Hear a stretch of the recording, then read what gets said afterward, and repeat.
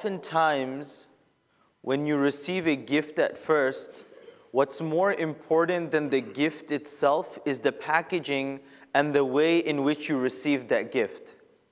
So at times, a person is very sincere, a person is very thoughtful, and presents a gift in a very proper fashion, packages it rightly, gives it in a way that you can tell for sure is from the depths of his or her heart.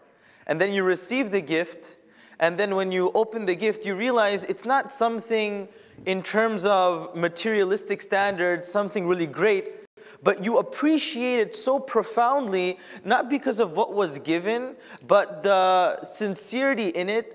The type of gift wasn't important because of the packaging, the way and the thought that the person put inside of it. Alternatively, sometimes people will give you a great gift. A person will come and get you the latest technology. But you can tell that the person is not giving it to you with the best intention at mind. The person just happens to fling it at you, doesn't package it properly, doesn't give so much thought behind it. And you feel that, mashallah, I understand that the gift is great, but the person didn't give too much thought to it, or the person didn't present it properly. So as human beings, we feel that the presentation, the manner of presentation, the etiquettes behind it, at times are even more important than the thing itself. Although Allah subhanahu wa ta'ala is mustaghni, Allah does not need anything from us, it is our duty as obedient slaves of Allah subhanahu wa ta'ala to try and present our actions, our supplications, our everything to Him in a way that we feel befitting for His Majesty, in a way that is befitting for His Majesty to the best of our capacity. Since we're speaking about dua, dua is the prime example of how we would try and should try our best to present to Allah subhanahu wa ta'ala our needs, our wants and desires, but we don't just fling it, we don't just throw it, we don't just make those du'as, we try to ensure certain protocols. We try to do it in a way that is befitting of Allah subhanahu wa ta'ala's majesty. And I just want to talk about a few things, but right now, due to the shortage of time, I want to mention 2 points. In a list of etiquettes, in order for our dua to reach Allah subhanahu wa ta'ala as quickly as possible, there are many things we can do, but just shortly right now that we can think of 2 things. Number 1, we learn in a hadith in Sahih al-Bukhari that when a person implores Allah subhanahu wa ta'ala for something, makes dua and asks Him of something, it's important that at any point he or she never feels as though the dua is not being accepted. You know, sometimes a person comes to ask for something with a particular attitude, with a very condescending approach. Then you feel as though, you know what, I don't want to help this person. Why? Because the person isn't asking properly, or the person doesn't even have any faith in me. Sometimes a person will say, can you please do this for me? But the way they're speaking, you can tell the person has no faith in me. When we ask of Allah subhanahu wa ta'ala, the inability of Allah to ever do that is out of the question.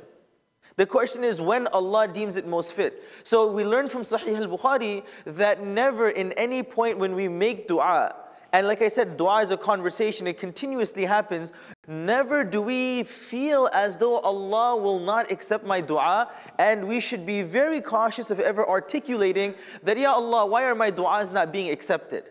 The way we should format it is, Ya Allah, you are the most wise, you are accepting my dua in the time most befitting. That's the way we word it. We don't word it as, Ya Allah, why aren't you accepting my dua? Allah subhanahu wa ta'ala is listening, Allah subhanahu wa ta'ala is most wise.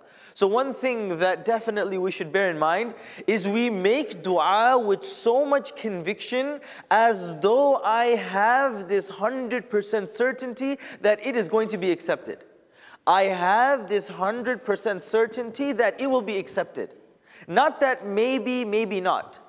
From all the etiquettes of du'as, from all of the ways of having our du'as being most accepted, the first step, the first point that the ulama mention is the conviction that you yourself have in the du'a. If I'm making du'a to Allah and I'm saying, Ya Allah, I need your help, I want this, and I already feel that, Ya Allah, it's not going to happen, that means I don't have faith in Allah's ability to accept my du'a. I'm going through such a difficulty that I feel this knot can never be untied. But I'm just asking Allah out of formalities. Na'udhu billah. No. One thing that we do, inshallah, is when we make dua, we try to make dua with the certainty and conviction that we want that dua to be accepted. Allah subhanahu wa ta'ala says, أَنَا عِنْدَ ظَنِّ عَبْدِي بِي. That the way I deal with my slave is based on his or her assumption of how I will deal with them. If they assume that I will be forgiving and kind and good, then that's my interaction with him or her. And if they feel that I will not be good, then that will be my interaction with them. So we have to hold Allah subhanahu wa ta'ala in a high esteem, in a high category. And when we make dua, we have to do it with conviction. We have to do it with the yaqeen, and we have to do it with certainty. May Allah subhanahu wa ta'ala strengthen our faith in our own du'as. May Allah subhanahu wa ta'ala accept our du'as readily. And may Allah subhanahu wa ta'ala make us among those that when we make du'a, we are convinced that that du'a will be accepted whenever Allah deems it most wise. Subhanallah wa bihamdih, subhanakallahumma wa bihamdik, ashhadu an la ilaha illa anta astaghfiruka wa atubu ilayk. Jazakumullahu khairan, wassalamu alaikum wa rahmatullahi wa barakatuh.